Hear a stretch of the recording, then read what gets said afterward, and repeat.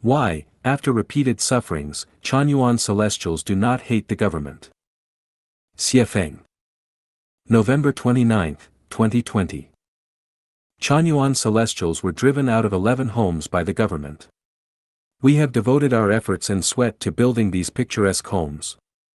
The life savings of many Chanyuan celestials have vanished like soap bubbles. However, we have never hated the government or any of its police officers, let alone complain about heaven, the earth, or society.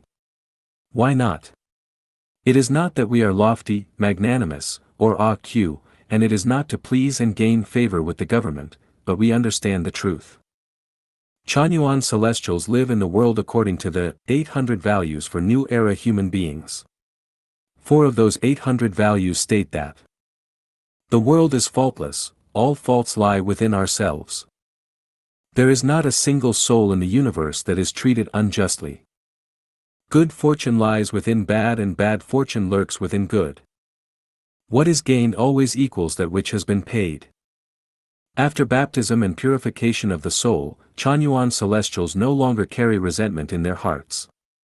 We just act according to our inner drives without weighing the pros and cons or worrying about our gains and losses, and without fear even when facing death. In addition, Chanyuan values clearly warn that the future of human society will be based upon a government plus Lifechanyuan. No government can replace Lifechanyuan and Lifechanyuan cannot replace any government. Therefore, Chanyuan celestials will never confront the government, so of course no resentment against our government will be held because we only care about construction. If the government wants to demolish our homes, that is their business, not ours. We do what we must do and the government does what they must do. Each sings their own tune and does their own business. You demolish, we rebuild. You demolish again, then we build again. This game is also very interesting. One day if our Chanyuan celestials have nowhere else to go, then they will leave this world peacefully. If Tao arranged it like this, then we will have no complaints, no regrets, no hate, and no pity. Sisyphus pushed a boulder to the top of a mountain every day, yet each time he turned around, it rolled down to the foot of the mountain again. He repeated this extremely monotonous task every day, thousands of times. Wu Gang cut the osmanthus, he chopped and chopped all day. After he had cut off a tract of land, the laurel tree was restored as before, so he was also doing monotonous work every day. A person wanted to dig a cave for a dwelling, yet every time he finished digging it, someone always occupied it immediately, so he dug dozens of them until they had all been occupied by others. When he no longer had enough energy and strength to dig one, he became a fairy. Master Bodhidharma was once asked to build a house by his master, but as he was about to finish it, there was always something happened and destroyed it. He built them many times, but each time, it was destroyed again. Finally he built one that stood, but he destroyed this one himself. Chanyuan celestials build homes, then they lose them. This is a bit like Sisyphus pushing his stone up to the top of the mountain, Wu Gang cutting osmanthus, the man digging a cave house, and Master Bodhidharma building a house. Who knows how much it means?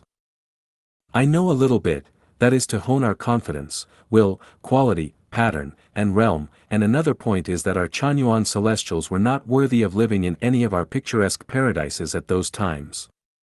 For example, our third and fourth branches were very beautiful, almost heavenly, although the quality of many Chanyuan celestials was not enough for them to live in them.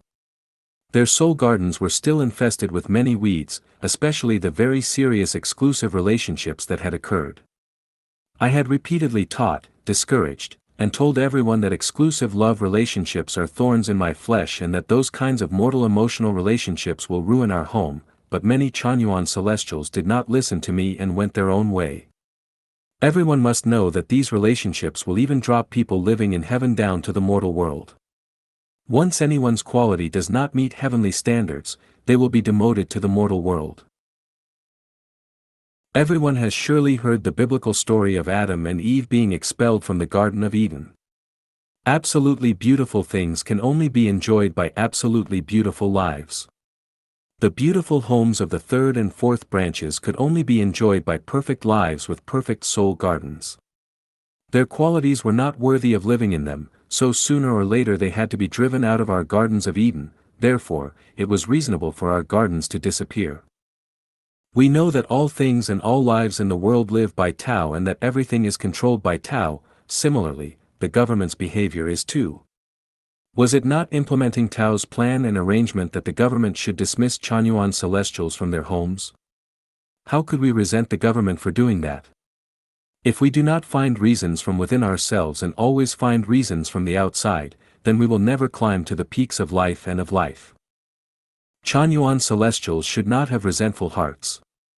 We must never resent God, Buddha, celestials, saints, the changes of nature, society, parents, children, brothers and sisters, husbands and wives, the government, and the public security police much less.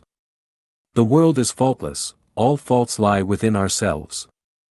For more than 10 years, I have watched the growth process of every Chanyuan celestial. Finally, I deeply understand that if any one of you encounter setbacks and your journey is not smooth, the problem is not external at all, but within yourself.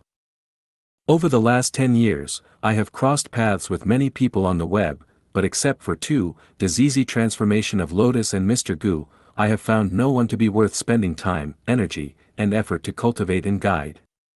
Some netizens seemed very intelligent and insightful, and their articles can also be very insightful, but they are arrogant and not worthy of my friendship. Some simply cannot grasp the key points and have been pestering about trifles, and some are very superficial, but have an attitude that, everyone else is drunk but I alone am sober. They are all ridiculous. I have also met several professors. At the beginning, I communicated with them with reverence and awe, but I eventually found that the professors' horizons were not only narrow, but also that they were conceited and ignorant. Some people have no basic scientific literacy, but they try to dress up as gods. These are all mental patients. There is only one purpose for me to say these words, that is to tell you that our problems lie within ourselves. We have no reason to ever resent others, society, or changes of nature. One day, everyone will have to bear their own consequences which only they have caused. When those consequences are bitter fruits, we should wake up to the fact that our previous thoughts, remarks, and behaviors were all wrong.